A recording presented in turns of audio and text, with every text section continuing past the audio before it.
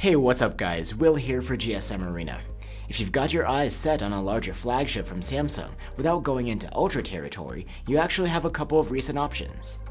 You could get the latest and most refined one, the Galaxy S25 Plus. Or you could get last year's Galaxy S24 Plus and save a bit of cash. Does the new model bring features that are worth the premium? Let's put the Galaxy S25 Plus and Galaxy S24 Plus head to head and find out.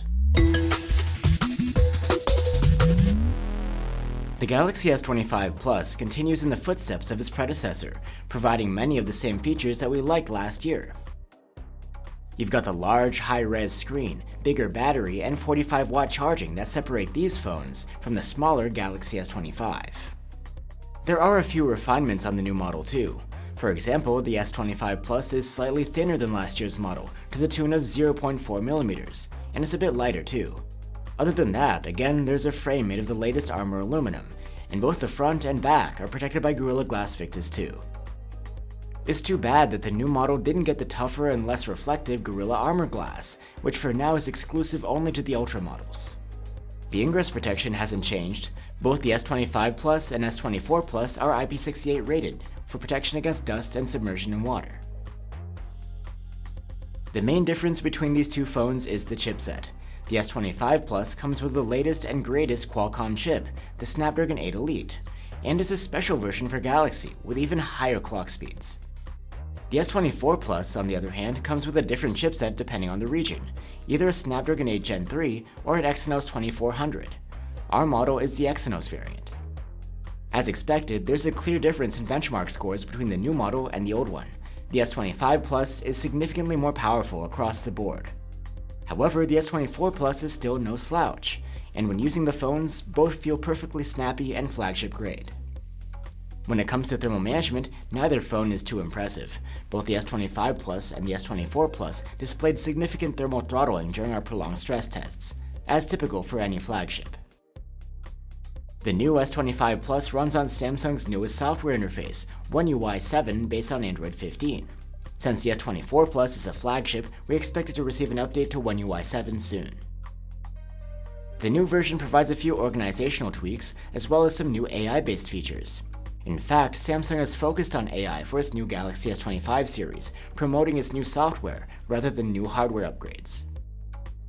Because of this, we expect that not all of the new AI features will make it to the phones of the previous generation, at least not immediately. If you'd like to dive into the specifics of those features, we get into them in our Galaxy S25 review. Also, we'll be doing a dedicated video about One UI 7, and we'll drop a link when that's ready. And while both phones are promised 7 years of software support from Samsung, the S24 Plus is a year older, so it's already used some of that up. Both phones had the same size battery, with a capacity of 4900 mAh. However, due to the updated chipset, the new model has improved battery life, earning an active use score of 14 hours and 26 minutes in our tests, compared to 12 hours and 30 minutes on the S24 Plus. You can fast charge the S25 Plus with the 3A cable in the box and most fast chargers on the market. Last year's model needed 5A current and a corresponding charger, so you get wider options now. There's again no charger in the box though. With that said, the speed hasn't changed. With a proper 45-watt adapter, we were able to charge the S25 Plus from 0 to 75% in half an hour, and a full charge took 59 minutes, just the same as last year. There's also support for wireless charging on either phone too, and the S25 Plus is Qi 2.1 ready for wireless chargers with the new standard, provided you use a case with built-in magnets.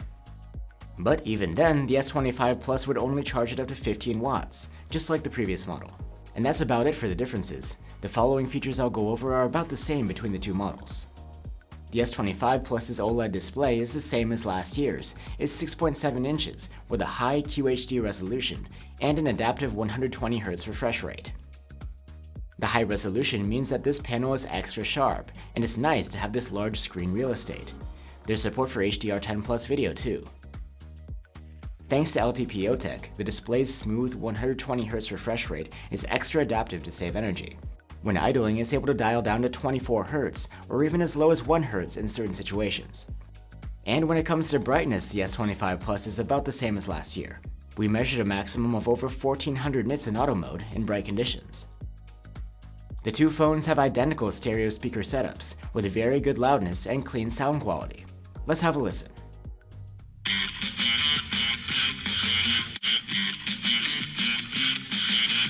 I'm wide awake, but you're a nightmare. I can't escape, I'm seeing you everywhere. You can wake up and unlock either phone with an ultrasonic under-display fingerprint reader. And you can get these phones with 256 or 512 gigs of storage on board, and that's not expandable through microSD card. The cameras of the S Series Plus models haven't changed for years now. On the back of either phone, you'll get a 50 megapixel main cam, a 10 megapixel 3x zoom, and a 12 megapixel ultra-wide cam. There could be some changes to the camera performance based on the new chipset though. Let's check that out. From the main cam, both the S25 Plus and S24 Plus produce daylight stills with a good amount of detail, wide dynamic range, and punchy colors. The two phones produce identical photos, except that in general the S24 Plus seems to be doing a bit more sharpening than the S25 Plus. At night, both phones can use automatic night mode processing.